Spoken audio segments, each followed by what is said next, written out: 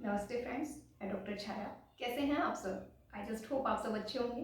तो आगे बढ़ने से पहले आप सबको थैंक यू बोलना चाहूँगी कि आपने मेरी वीडियोस को इतना लाइक किया, इतना प्यार देने के लिए शुक्रिया। और साथ साथ मेरी साड़ियों को भी आपने इतना लाइक किया। तो ये सब जैसे मैंने पहले भी बताया था, मुझे साड़ी पहनना पसंद है, तो ये मेरी अपनी कलेक्शन है।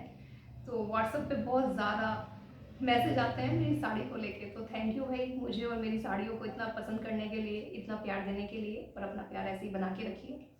और अगर चैनल पे नए हैं तो लाइक कीजिए, वीडियो को सब्सक्राइब कीजिए और शेयर कीजिए अपनों के साथ जिनकी आपको फिक्र है। ठीक है, जो भी और पेरेंट्स हैं उनके साथ शेयर कीजिए, जिनके लिए आपको लगता है कि ये वीडियो जानी चाहिए, जिन तक उन तक पहुँचाइए। और इस प्यारी सी फैमिली का हिस्सा बनिए और लोगों को भी बनाइए। अगर आपको मेरा कंटेंट पसंद आता है तो प्लीज़ वीडियो को लाइक कीजिए और चैनल को सब्सक्राइब कीजिए। एंड चलिए अब वापस आते हैं अपने टॉपिक पर कि बच्चों को हेल्दी फूड कैसे खिलाया जाए। तो बहुत सारे आमतौर पर हर पेरेंट्स की यही शिकायत होती है कि बच्चा बहुत मनमानी है, या तो अपने मन से खाता है, या तो खाता ही नहीं है, या बहुत कम खाता है, या खाता है तो अनहेल्दी खाता है, बाहर का फास्ट फूड खाएगा। तो मैं सबसे पहले तो ना उन सब पेरेंट्स से एक ही बात पूछती हूँ, तो आपसे भी पूछूंगी कि मुझे ये बताइए कि जो छोटे बच्चे होते हैं, जब बच्चा पैदा होता है, क्या वो इन ईटिंग हैबिट्स के साथ पैदा होता है, इनको लेकर पैदा होता है? नहीं ना। बच्चा, उसकी ईटिंग हैबिट वो ही डेवलप होती है जो हम उसको सिखाते हैं। तो क्या जब वो पैदा होता है उसको पता होता है कि मैगी कैसी लगती है खाने में, इसका टेस्ट कैसा होता है, मोमोज का टेस्ट कैसा होता है, ब्रेड का टेस्ट कैसा होता है? नहीं ना। ये सबसे पहले तो हम सिखाते हैं, ठीक है, एज ए पेरेंट्स। तो सबसे पहले तो जो बड़े बच्चे हैं, देखिए भाई, जिनके बच्चे बड़े हो गए हैं, जिनकी ईटिंग हैबिट डेवलप हो चुकी है और बच्चे भी काफ़ी बड़े हो गए हैं, अब उनकी अपनी पसंद नापसंद है, तो उन पर तो मैं बाद में आऊँगी। पहले मैं जो पेरेंट्स बच्चा प्लान कर रहे हैं, बेबी के लिए प्लान कर रहे हैं, और जो मदर टू बी है, जो फ्यूचर मदर्स हैं, पहले मैं उनसे बात करना चाहूँगी कि देखिए, डे वन से आपका बच्चा क्या खाएगा। जब आप बेबी प्लान करते हैं तो आपके पास ऑलमोस्ट 9 मंथ्स होते हैं, ठीक है ना। तो उसमें आप ना अपना वो नोट कर लीजिए कि आपको अपने बच्चे को क्या क्या सिखाना है, क्या क्या खिलाना है। और एक कहावत भी है हमारे यहाँ तो, कि 10 साल तक बच्चा माँ के पीछे पीछे घूमता है और उसके बाद माँ बच्चे के पीछे पीछे घूमती है। यानी कि आपके पास 10 साल है, 10 साल तक आप बच्चे को जो खिलाओगे, जो पिलाओगे, जो सिखाओगे, वो सभी उसकी बिहेवियर का हिस्सा बन जाएगा, उसके बिहेवियर पैटर्न बन जाएगा, उसकी आदत में शुमार हो जाएगी वो सब चीज़ें। ठीक है, तो सोच समझ के अपने बच्चे को खिलाइए। अगर आप चाहते हैं कि आपका बच्चा मैगी ना खाए बड़े होके, तो बचपन से एटलीस्ट 10 साल तक मेक श्योर कीजिए कि उसको मैगी का टेस्ट पता ही ना चले। एंड दूसरी चीज़ है, एनकरेज कीजिए। जैसे जैसे आपको ये पता चलता है, बच्चा थोड़ा बड़ा हो जाता है, जैसे आपको लगता है इसको खाने पीने का टेस्ट आने लगा, इसको समझ आने लगी, जैसे 6 महीने के बाद का बच्चा, ठीक है ना, तो हम जिस चीज़ पे डालते हैं बच्चा तो उसी पे रहेगा। जब पैदा होता है तो वो माँ के दूध पे रहता है, उसके बाद में वो सेरोलैक्स वगैरह सब खा रहा है ना, खिचड़ी खा रहा है ना छोटा बेबी, तो दाल का पानी पी रहा है ना, तो बस वैसे ही है। और आप उसको दाल खिलाइए, फिर अप्रिशिएट कीजिए। जब बच्चा छोटा है, 1 साल का बच्चा है, ठीक है, 1 साल के बच्चे को मेरे ख्याल से आने लगता है, ठीक है ना, आने ही लगता है कि ये उसको टेस्ट का पता है, उसके ना अपने नखरे, हाँ ना कहना आ जाता है उसको। तो उसको क्या करना है, अगर आपको दाल खिलाना है तो उसको अप्रिशिएट कीजिए कि जैसे इसने इतना बड़ा काम कर दिया, पता नहीं कितना ही बड़ा काम कर दिया तुमने, वाह वाह भाई वाह, बहुत अच्छे बच्चे हो, तुम तो दाल चप चप करके पी जाते हो, तुम तो ना पता है बहुत ही स्ट्रॉन्ग हो, अरे वाह तुमने दूध पी लिया। सारी फैमिली मिलकर क्लैप कीजिए उसके लिए। तो उसको लगेगा कि मतलब अच्छे जो बिहेवियर है ना, उसको हम इस तरीके से एनकरेज करते हैं। तो आप एनकरेज कीजिए उसको, तो जब भी वो कुछ अच्छा खाए। एंड दूसरी चीज़ क्या होती है, क्लासिकल कंडीशनिंग।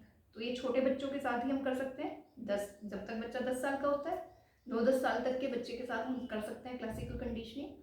एंड वो बहुत ज़रूरी होती है। आप और बिहेवियर्स के लिए भी कर सकते हैं, ये करोगे तो ये मिलेगा, ये करोगे तो ये मिलेगा, ये नहीं करोगे तो ये नहीं मिलेगा।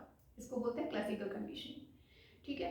तो अगर दाल खाओगे, तो जैसे आपको लगे ना, क्लासिकल कंडीशनिंग हम कब शुरू कर सकते हैं, जब बच्चा स्कूल जाने लगे, ठीक है, वो वहाँ जाएगा। अगर आप अपने घर में मैगी नहीं बना रहे हैं, अपने घर में मोमोज नहीं खिला रहे, लेकिन बच्चा स्कूल जा रहा है, तो प्ले स्कूल तक में भी, प्ले स्कूल में भी बच्चे को समझ आने लगा भाई कि ये खाना है। वो ना मेरा फ्रेंड वो लेके आया था मैगी, वो मेरा फ्रेंड है ना वो चॉकलेट लेके आया था, तो मेरे को भी चाहिए, तो फ्रूटी और ये सब। तो दो बच्चों को ऐसा नहीं है कि नहीं दें, दें, लेकिन उसके साथ में कंडीशनिंग करनी है। तो कंडीशनिंग कैसे होती है, जब आप ये पूरी दाल खा लोगे उसके बाद आपको एक फ्रूटी मिलेगी। जब आप तीनों टाइम दूध पियोगे उसके बाद आपको फ्रूटी मिलेगी या चिप्स मिलेगी या जो भी है। क्योंकि देखिए अब आप रोक नहीं सकते हैं, बच्चा बाहर जा रहा है, वो और लोगों को देख रहा है, तो रोकना कोई तरीका नहीं है, या आपने बोल दिया कि नहीं वो हेल्दी नहीं है, ऐसे बच्चे नहीं समझते। तो उस टाइम क्लासिकल कंडीशनिंग काम करती है, ठीक है। और अब आ जाते हैं बड़े बच्चों पे। तो छोटे बच्चों को आप ये करेंगे तो फिर आपको ज़्यादा दिक्कत नहीं आएगी।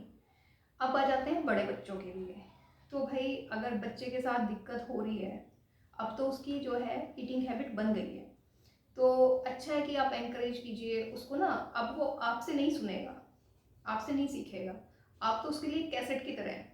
जैसे पहले वो आते थे ना टेप रिकॉर्डर, उसमें कैसेट लगा दी, ये पेरेंट्स ही बताते हैं कि मैडम हमारी तो ये सुनता ही नहीं है, ठीक है, हम तो इसके लिए कैसेट की तरह है हमारी बातें, तो कि जैसे टेप रिकॉर्डर होता है वो बजता रहता है बजता रहता है। तो इनको ना अगेन एंड अगेन वही बात हम रिपीट करें तो कोई फ़ायदा नहीं है, इनके लिए हम वही हो चुके हैं, ठीक है। तो अगर वो नहीं सुन रहा है तो इम्पैक्ट किस चीज़ का पड़ता है, आप कोई अच्छे, पहले तो मैं हर चीज़ में बोलती हूँ अपने बच्चों के साथ कम्युनिकेशन अच्छा रखिए। ऐसा नहीं है कि आज उसने पराठे मांगे और आप आज ही पराठों के ना उसको नेगेटिव इफेक्ट्स बताने शुरू कर दें, आपका कोलेस्ट्रॉल बढ़ जाएगा, आप मोटे हो जाओगे, आपका ये नहीं। अगर बच्चा बहुत मन से मांग रहा है तो दे दो, ठीक है। उसके बाद में आप साथ में बैठ के, या फिर आप एक स्क्रीनशॉट लेके भेज सकते हैं, या फिर आप अपने घर की एक वो बना सकते हैं। अगर कम्युनिकेशन अच्छा होता है तो ज़्यादा दिक्कत नहीं आती, ठीक है। तो बैठ के डिसाइड कर लीजिए कि भाई एक दिन घर में पाव भाजी बनेगी, एक दिन आपको हेल्दी खाना पड़ेगा, एक दिन आपकी पसंद का खाना बनेगा, ठीक है। अगर आप पाव भाजी खा रहे हो तो आपको एक दिन ये दाल भी खानी पड़ेगी, तो एक दिन आपको दाल चावल भी खाने पड़ेंगे, ठीक है, तो ही आपको पाव भाजी मिलेगी। तो आप ये कर सकते हैं। एंड जिनके बच्चे बहुत ज़्यादा ज़िद्दी हैं, जो नहीं मानते, या फिर पैसे कि मैडम वो पैसे लेके ले लेते हैं, भाई पैसे कौन दे रहा है, मत दो। अगर बच्चे की को कोई हेल्थ इश्यूज हो रहे हैं, आपको लगता है या तो वो वेट लॉस कर रहा है या फिर उसके हीमोग्लोबिन में गड़बड़ है, तो कहीं से भी उसको फिट होने में दिक्कत हो रही है, एंड उसको एनकरेज करो ऐसी चीज़ें दिखाकर, स्पोर्ट्स की, या कि है ना जिनसे वो सीखते हैं। स्पोर्ट्स पर्सन है, उनका कोई फेवरेट क्रिकेटर है जिसको वो फॉलो करते हैं, कोई फेवरेट हीरो है, हीरोइन है, तो उसकी दिनचर्या ना आपको नेट पे मिल जाएगी, तो वो आप उसको सेंड कर दो, तो उसका इफेक्ट आपकी बातों से ज़्यादा होगा उसके ऊपर। एंड अगर उसके बाद भी लगता है कि बच्चा ढीठ हो गया है, आपकी तो बिल्कुल ही नहीं सुनेगा, तो बहुत अच्छा है कि वो आगे चल के उसकी हेल्थ सफ़र करे, क्योंकि इस एज में जो कमजोरी रह जाएगी ना वो नहीं बढ़ती है, और सप्लीमेंट्स खाने पड़े तो बेटर है आप किसी काउंसलर से संपर्क करें, और हमसे भी संपर्क कर सकते हैं, नंबर मैं डिस्क्रिप्शन बॉक्स में आपको दे दूँगी। किसी भी साइकोलॉजिस्ट से या काउंसलर से आप संपर्क करें और बच्चे की काउंसलिंग लें, और ताकि उसके लिए हेल्प हो जाए, ठीक है। क्योंकि वो इफ़ेक्टिव होती हैं चीज़ें, आपकी बातों से ज़्यादा इफ़ेक्टिव होती है।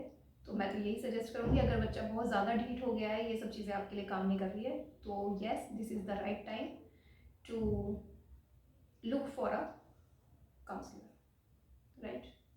तो चलिए ये थी आज की वीडियो, और मिलते हैं फिर अगली वीडियो में कभी। तब तक के लिए धन्यवाद। Thank you for your